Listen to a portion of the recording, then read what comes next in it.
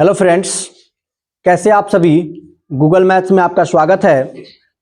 आज हम लोग पुनः एक नए वीडियो में उपस्थित हैं और यह वीडियो तीसरा नंबर वीडियो है। मैंने आपको बताया था कि यह किन किन लोगों के लिए हेल्पफुल है। सबसे पहले कि वो स्टूडेंट जो क्लास 10th की तैयारी कर रहे हैं और 2026 में एग्जाम देंगे, यानी 25 से उनका स्टार्ट हो गया, अब 26 में वो लोग एग्जाम देंगे। ठीक है, अभी वाले की तैयारी खत्म हो गई, अब वो लोग फरवरी में परीक्षा देने जाएंगे। अब हम लोगों को अगले क्लास यानी कि 2026 में जो बच्चे परीक्षा देने जा रहे हैं उनके लिए तैयारी करनी है। और एक और क्लास जिनके लिए बहुत ही महत्वपूर्ण ये वीडियो हो रहा है वो है टीचर यानी शिक्षक की तैयारी करने वाले। अगर कोई पीजीटी और टीजीटी की तैयारी कर रहे हैं तो पीजीटी का तो नहीं, लेकिन टीजीटी का यानी कि 10th लेवल का आप तैयारी कर रहे हैं तो ये वीडियो जरूर देखिए, क्योंकि हाइट एंड डिस्टेंस से कम 5 क्वेश्चन पूछे जाते हैं और ये 5 क्वेश्चन आपके लिए महत्वपूर्ण होंगे। और हाइट एंड डिस्टेंस का हम 15 से 20 क्वेश्चन पढ़ाएंगे और आपका पूरा का पूरा हाइट एंड डिस्टेंस क्लियर हो जाएगा। तो सबसे पहले हम लोग वीडियो 1 देखेंगे, फिर वीडियो 2 देखेंगे और फिर वीडियो 3 में आएंगे। तो आप पहले जाइए वीडियो 1 को देखिए जिसमें इंट्रोडक्शन है, चैप्टर के बारे में है। वीडियो 2 देखिए, क्वेश्चन है। फिर वीडियो 3 में आइएगा, तब आपको समझ में आएगा। एक बार यहाँ पे आइएगा तो नहीं होगा। तो टीआरई 3 बीत गया है। टीआरई 4 की तैयारी करने वाले जितने भी टीचर भाई लोग हैं वो लोग क्या करें, इस वीडियो को जरूर देखें। तो आइए वीडियो को बिना देरी किए शुरू करते हैं। उससे पहले अगर आप चैनल पर नए हैं तो चैनल को सब्सक्राइब करिए, वीडियो को लाइक एंड शेयर करिए। सबसे पहले यहां पे आपको क्वेश्चन दिखाई दे रहा होगा अच्छा से देखिए। भूमि के एक बिंदु P से एक 10 मीटर ऊंचे भवन के शिखर का उन्नयन कोण 30 डिग्री है। सबसे पहला बात है कि भूमि पर एक बिंदु है। मान लीजिए यहां पे एक बिंदु है P, ठीक है, और यह है भवन और जिसकी ऊंचाई जो है 10 मीटर है। इतना है भाई दोस्त, 10 मीटर। अब यहां से P से भवन के शिखर का उन्नयन कोण जो है वो 30 डिग्री है। मैंने कहा था उन्नयन कोण 30 डिग्री कहां बनेगा, नीचे। उन्नयन कोण कहां बनेगा, नीचे। जा करके वीडियो देख लीजिए, 1 नंबर, सब समझ में आ जाएगा। फिर कह रहा है कि भवन के शिखर पर एक ध्वज को लहराया गया है और P से ध्वज के शिखर का उन्नयन कोण 45 डिग्री है। अब इसके ऊपर जो है एक ध्वज लहराया गया है, यानी झंडा। झंडा समझ रहे हैं ना, 3 कलर होते हैं, ठीक है, बीच में चक्र होता है, यानी कि झंडा को क्या किया गया है, लहराया गया है। अब कह रहा है कि अब झंडा जो है वो 45 डिग्री का कोण बनाता है यहीं से, बिंदु P से ही, यानी कि अब ये पूरा का पूरा जो हमारा हो गया वो 45 डिग्री हो गया। तो सबसे पहले हम लोग यहाँ P लिखे हैं तो यहाँ पे Q लिख देते हैं, यहाँ पे R लिख देते हैं, यहाँ पे S लिख देते हैं, ठीक है। तो लिख रहे हैं त्रिभुज छोटे वाले में P P Q R में, त्रिभुज P Q R में, यानी कि इतना में। सबसे पहले यहां ये दूरी हम ज्ञात करेंगे। क्या ज्ञात करेंगे मेरे दोस्त, दूरी, ठीक है। तो लिखेंगे tan 30 डिग्री बराबर, यानी tan क्यों लगाए, क्योंकि लंब दिया है और आधार हम लोग निकालने जा रहे हैं। लंब दिया है और आधार निकालने जा रहे हैं, इसीलिए tan का लगाए। तो tan 30, तो लंब बटा आधार यानी कि QR बटा PQ, यानी लंब बटा आधार हो गया। फिर आप देख रहे होंगे tan 30 का मान 1/√3 होता है, ठीक है। अब QR का वैल्यू जो है 10 मीटर का है और ये PQ का पता नहीं है, ठीक है।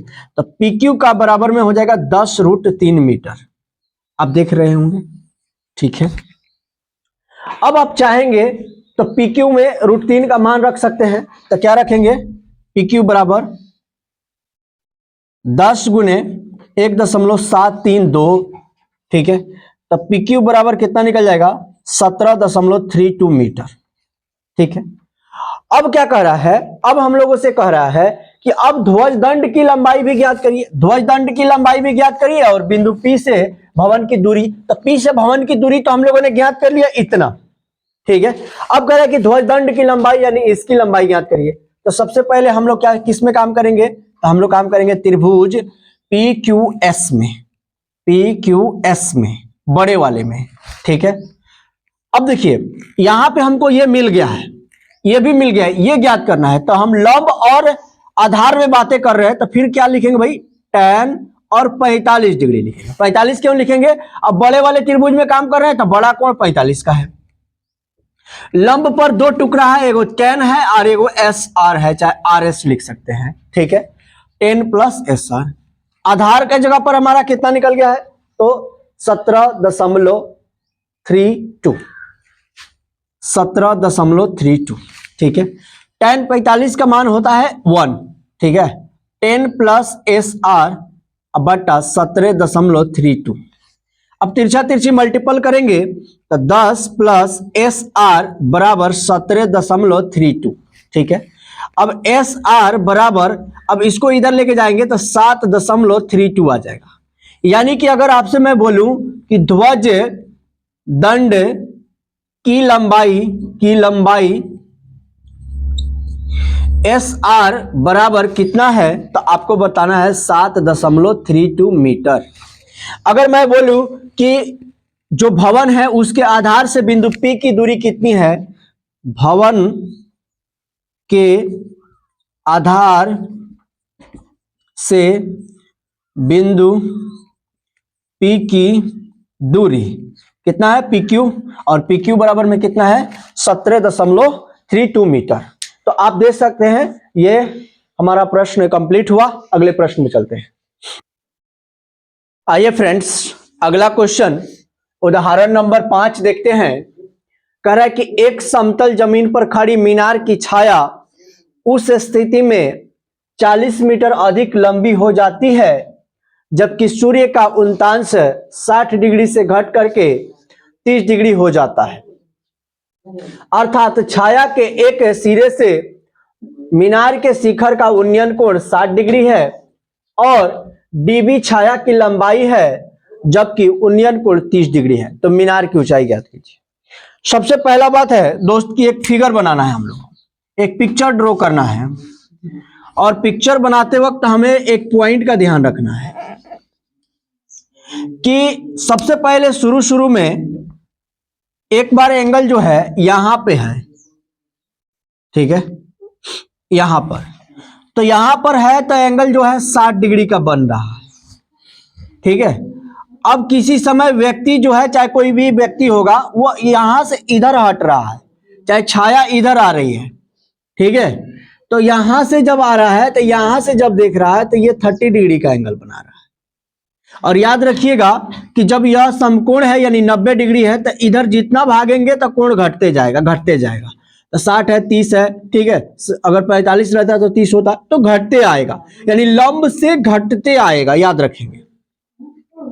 अब कह रहा है प्रश्न में कि डीबी जो है वो छाया की लंबाई है।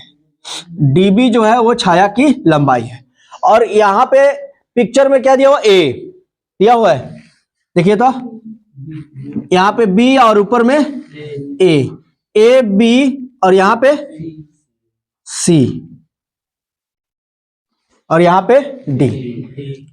अब देखिए ये पूरा मीनार है, एक बार इसकी छाया इतना बन रहा था, दूसरी बार में छाया इतना लंबा हो गया, यानी कि ये जो यहां से यहां तक का जो दूरी है वो 40 मीटर का है।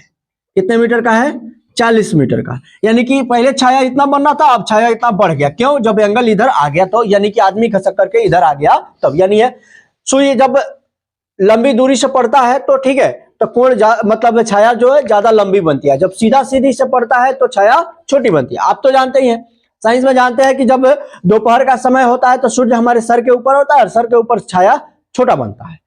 अब यहाँ पे जब सुबह होता है, शाम होता है, तो लंबी दूरी तय करनी पड़ती है सूर्य के प्रकाश को, तो सूर्य के प्रकाश को लंबी दूरी तय करनी पड़ती है, इसीलिए छाया लंबा बनता है। ठीक है, तो ये 30 डिग्री है तो छाया लंबा बनेगा, 60 डिग्री है तो छाया छोटा बनेगा। ठीक है, और याद रखेंगे ये 40 मीटर का है। तो कुछ नहीं करना है, अब हम लोग को सॉल्व करना है। सबसे पहले हम लोग काम करेंगे त्रिभुज ए बी सी में क्या लिखेंगे भाई, tan 60 डिग्री बराबर ए बी बटा बी सी। tan 60 का मान क्या होता है भाई, √3/1। √3 होता है AB अब बटा AC BC। अब तिरछा तिरछी गुणा करेंगे तो AB बराबर आ जाएगा √3 BC। क्या बन जाएगा भाई, √3 BC। इसको यहीं पर रहने देंगे, आगे बढ़ेंगे। पुनः अब त्रिभुज बड़े वाले में ABD में अब क्या लिखेंगे मेरे दोस्त, tan 30 डिग्री बराबर, क्योंकि अब थीटा कितना आ गया 30। अब tan 30 डिग्री लंब बटा आधार, तो लंब कितना है AB और आधार कितना है BD, और BD पर दो गो टुकड़ा है। tan 30 का मान होगा 1/√3 और AB की जगह पर हम क्या लिखेंगे, √3 BC। देखिए यहाँ पे AB की जगह पर कितना है, √3 BC, और BD पर दो गो टुकड़ा है, एक है BC और एक है 40। हाँ या ना में जवाब दीजिए, एक है BC और एक है 40। अब तिरछा तिरछी मल्टीपल करेंगे तो √3 में √3 से गुणा करेंगे तो क्या बनेगा भाई, 3 BC बनेगा। √9 का मान 3 हो जाता है तो 3 BC हो जाएगा। अब फिर इधर BC प्लस में 40, ठीक है, एक से गुणा कराएंगे तो BC प्लस 40, इसको इधर लेके आएंगे तो 3 BC अब माइनस BC अब बराबर में 40, यहाँ पे आ जाएगा 2 BC अब बराबर में 40, इसको काटेंगे तो 20, यानी BC बराबर कितना निकल गया 20। ठीक है, BC बराबर कितना निकल गया 20। तब कह रहा है कि मीनार की ऊंचाई बताइए, यानी AB बताइए। तो यहां पे देखिए AB बराबर क्या निकाले हम लोग, चूंकि AB बराबर √3 BC हम लोग निकाले हैं, √3 BC, ठीक है। तो AB, इसलिए AB बराबर कितना, BC का आंसर 20 है, तो 20 √3 मीटर, यानी कि मीनार की ऊंचाई हमारा कितना निकल गया, मीनार की ऊंचाई कितना निकल गया 20 √3 मीटर। देख सकते हैं, ये रहा आपका आंसर। आइए फ्रेंड्स, अगला उदाहरण देखते हैं क्या है। तो सबसे पहले यहाँ पे उदाहरण नंबर 6 है, कह रहा है कि एक बहुमंजिला भवन के शिखर से देखने पर। सबसे पहले एक बहुमंजिला भवन बनाएंगे। बहुमंजिला भवन का मतलब होता है भवन के ऊपर भवन, यानी 2 मंजिला भवन। समझ में आ रहा है ना। तो एक भवन यहां से यहां तक है और एक भवन यहां से यहां तक। देखने पर एक 8 मीटर ऊंचे भवन, अब अलग दूसरे साइड में एक 8 मीटर ऊंचा भवन है, ठीक है। 8 मीटर ऊंचा क्या है, भवन है, ठीक है। मान लीजिए कि यहां से ये भी 8 मीटर का हुआ, ठीक है, और ये भी 8 मीटर का हुआ। ये दूसरे साइड का भवन है और ये पहले साइड का भवन है। ये पहले साइड का भवन बहुमंजिला भवन है, जो इसको AB मान ले रहे हैं, ठीक है। और फिर यहाँ पे एक CD हो गया और यहाँ पे हो गया E। अब यहां से देखने पर, यहां से एक बार शिखर पर देखा जा रहा है, ठीक है, अब कुछ कोण बनेगा, और एक बार जो है वो तल पर देखा जा रहा है यहीं से, ठीक है। तो देखिए कह रहा है कि एक बहुमंजिला भवन के शिखर से देखने पर एक 8 मीटर ऊंचे भवन के शिखर और तल का अवनमन कोण क्रमशः 30 डिग्री और 45 डिग्री। देखिए यहां पे बन रहा है 30 डिग्री, अवनमन कोण है तो यहां पे बनेगा ना, हाँ यहां पे बनेगा, लेकिन याद रखिएगा कि 30 डिग्री हो गया। मैंने बताया था कि उन्नयन कोण और अवनमन कोण क्या होता है, बराबर होता है। उन्नयन कोण और अवनमन कोण क्या होता है, बराबर होता है। इसीलिए यहां कह रहा है, लेकिन लिखेंगे हम लोग यहां भी लिख दिए हैं, कोई दिक्कत नहीं है। अब यहां से जब तल पर देखा जा रहा है, यानी कि अब यहां से यहां तक, यानी ये वाला पहले इतना था केवल, अब इतना था, वो बन रहा है कितना 45 डिग्री। तो यहां पे भी कितना बनेगा 45 डिग्री, ठीक है। मैंने बताया था कि अंतः एकांतर कोण बराबर होते हैं, तो यहाँ पे एक तिरछी लाइन है, ठीक है, तो यहाँ पे जो इतना कोण बन रहा है उतना ही कोण यहाँ पे बनेगा, ठीक है। अब हमारा पिक्चर ड्रॉ हो गया। तो ये ऊंचाई बतानी है, ये ऊंचाई और ये ऊंचाई बतानी है, मतलब ये दूरी बतानी है, ठीक है। तो सबसे पहले हम लोग क्या करेंगे, कोई भी एक त्रिभुज लेंगे, ठीक है। जैसे मान लीजिए कि हमने लिया त्रिभुज ACB, त्रिभुज ACB में, ठीक है। उसके बाद क्या लिखेंगे भाई, tan 45 डिग्री बराबर, tan 45 क्यों लगा रहे हैं, 45 क्यों लगा रहे हैं, ठीक है। देखिए यहाँ पे AB हो गया, ठीक है, और यहाँ पे AC हो गया। तो ये tan ही लगा रहे हैं, लंब और यहाँ पे आधार, ठीक है, लंब और आधार। तो लंब क्या है ए बी, ए बी, ठीक है, और आधार क्या है ए सी, ए सी, ठीक है। अब देखिए tan 45 का मान 1/1 ए बी, ए बी यहाँ पे देखिए 8 प्लस में बीई है, तो लिखेंगे 8 प्लस में बीई, ठीक है, और बटा यहाँ पे क्या है ए सी, ए सी, तो तिरछा तिरछी गुणा करेंगे तो ए सी बराबर क्या निकल गया 8 प्लस बीई निकल गया, 8 प्लस बीई। अब इसको यहीं पर रोकेंगे और आगे बढ़ेंगे, क्या बढ़ेंगे आगे, ऊपर वाले त्रिभुज में काम करेंगे, ठीक है। पुनः त्रिभुज डीईबी में, चाहे बीईडी में, त्रिभुज बीईडी में, ठीक है। अब क्या लिखेंगे मेरे दोस्त, tan 30 डिग्री, क्या लिखेंगे tan 30 डिग्री। लंब क्या हो गया बीई, बीई, आधार क्या हो गया डीई, डीई, ठीक है। अब देखिए tan 30 का मान होता है 1/√3। अब देखिए बीई जो है, बीई इसका वैल्यू हम लोग कुछ नहीं निकाले लेकिन बीई लिख दिए। अब डीई, डीई जो है वो एसी के बराबर है, डीई जो है वो एसी के बराबर में है, डीई जो है वो एसी के क्या है बराबर में है। तो डीई के जगह पर एसी का मान रख सकते हैं 8 प्लस बीई, बोलिए हाँ या ना, हाँ रख सकते हैं, ठीक है।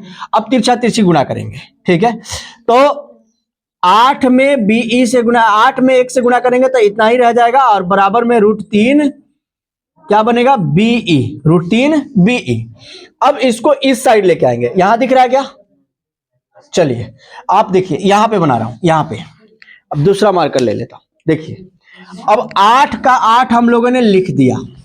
अब इस बीई को जब हम इधर लेके जाएंगे, बीई को जब हम इधर लेके जाएंगे तो क्या बनेगा √3 बीई, अब माइनस में फिर क्या बनेगा बीई, क्यों, क्योंकि एक बीई इधर से आ गया है। तो 8 तो हम लोगों ने लिख दिया, अब बीई हो गया, अब इधर क्या हो गया √3 - 1, √3 - 1, अब ये गुणा में है तो कहां चला आएगा बाटा में, तो √3 - 1, अब इसका परिमेयकरण कर देंगे, √3 + 1 और √3 + 1, और इधर क्या बच गया बीई। अब देखिए 8 × √3 प्लस में 1 बन गया, और इसका हो जाएगा √3 का, देखिए a - b × a + b a² - b², यानी 3 में से 1 गया तो कितना बचा 2, तो इसको काट देंगे तो 4 बन जाएगा। तो यहाँ पे क्या बन गया 4 × √3 प्लस में 1 मीटर, ठीक है। तो कभी कभी प्रश्न में क्या देता है 4 से गुणा करा देता है, तो देता है 4 प्लस 4 √3 मीटर, तो इससे घबराइएगा मत, ये यही आंसर है, ठीक है दोस्त। अब ये किसका हम लोगों ने आंसर निकाला, ध्यान दीजिएगा, ये हम लोगों ने आंसर निकाला बीई का, क्या बीई का, यानी कि इतना का, यानी कि बहुमंजिला भवन का ऊंचाई निकाल। अब क्या कह रहा है कि दोनों भवनों के बीच की दूरी बताइए, तो दोनों भवनों के बीच की दूरी हम लोग निकाले यहाँ पे एसी, ठीक है। तो एसी अब बराबर 8 प्लस में क्या है बीई, 8 प्लस क्या है बीई, तो एसी हमने लिख दिया, 8 भी हमने लिख दिया, और बीई का हमारे पास आंसर निकला हुआ है, बीई का हमारे पास यहाँ पे आंसर निकला हुआ है, कहाँ पे, यहाँ पे दिख रहा है आप लोग को, ये बीई है, ठीक है, और बीई का आंसर हम लोग ने इतना निकाला है, ठीक है।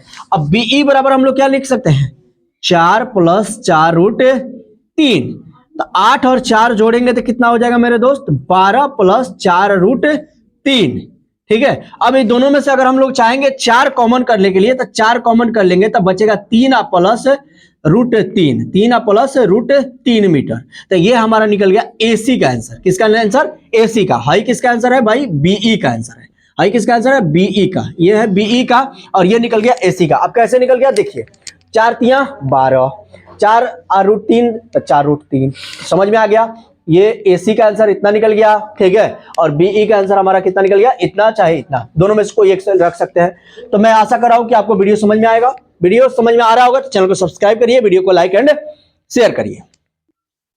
आइए दोस्त उदाहरण नंबर 7 यानी कि लास्ट उदाहरण देखते हैं, उसके बाद हम लोग वीडियो नंबर 4 में प्रश्नावली स्टार्ट करेंगे।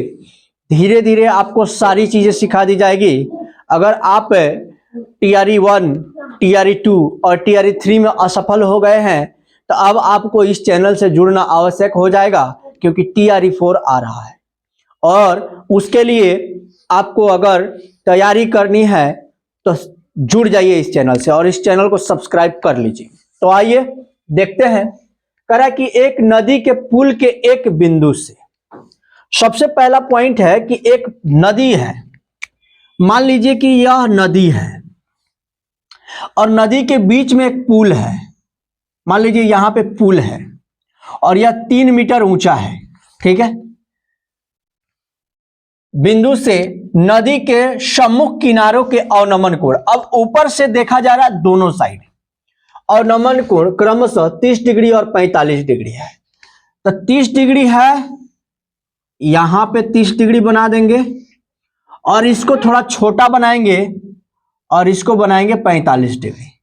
क्यों 45 डिग्री वाला छोटा होगा? आपको पता है ना, मैंने बताया था कि जब सूर्य हमारे सामने होगा, ठीक है, जब 90 डिग्री पर होगा तो हमारी परछाई छोटा बनेगी, और जब सूर्य हमसे बहुत दूर होगा, ठीक है, तो थीटा एंगल जो है वो बहुत कम बनेगा।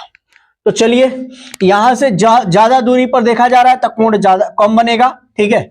अब देखिए, मान लीजिए कि जो है पुल है, इसको हम लोग AB मान ले रहे हैं और एक किनारे को C और दूसरे किनारे को D मान ले रहे हैं, ठीक है। ध्यान दीजिए, 30 डिग्री और 45 डिग्री है। यदि पुल किनारों से 3 मीटर की ऊंचाई पर है, यानी यहां से 3 मीटर की ऊंचाई पर है ये, ठीक है, तो कह रहा है कि नदी की चौड़ाई ज्ञात कीजिए, यानी यहां से लेकर के यहां तक हम लोग को बता देना है। तो आइए दोस्त देखते हैं। किसी भी एक त्रिभुज में काम कर लेंगे। तो सबसे पहले हम काम कर रहे हैं त्रिभुज ABC में, ABC में। अब ध्यान से देखिए, ये ऊंचाई दिया है, आधार निकालना है, तो किसका प्रयोग करेंगे? tan का। तो tan 30 डिग्री बराबर AB लंब हो गया, ठीक है, AC आधार हो गया, क्योंकि tan थीटा बराबर लंब बटा आधार होता है। tan 30 का मान है √1/√3 और AB का मान दे दिया हुआ है 3 मीटर और AC नहीं पता। तो क्या करेंगे? इसको तिरछा तिरछी गुणा करेंगे तो AC बराबर √3 मीटर आ जाएगा, 3 मीटर। अब देखिए, अब इस साइड पुनः त्रिभुज ABD में, किसमें दोस्त? ABD में क्या लिखेंगे हमारे दोस्त? tan 45 degree. क्या लिखेंगे दोस्त? tan 45 degree. और क्या लिखेंगे? AB, ठीक है, और बटा में क्या लिखेंगे? AD, ठीक है। tan 45 का मान होता है 1, AB का तो 3 देवे किया है और AD का नहीं पता, तो AD लिख देंगे। तो AD बराबर हमारा कितना निकल गया? 3 मीटर। कितना निकल गया? 3 मीटर। अब कह रहा है, इसलिए नदी की चौड़ाई ADC बराबर, नदी की चौड़ाई DC बराबर AC प्लस AD। DC पर 2 टुकड़ा है, एगो है AC और एगो है DC।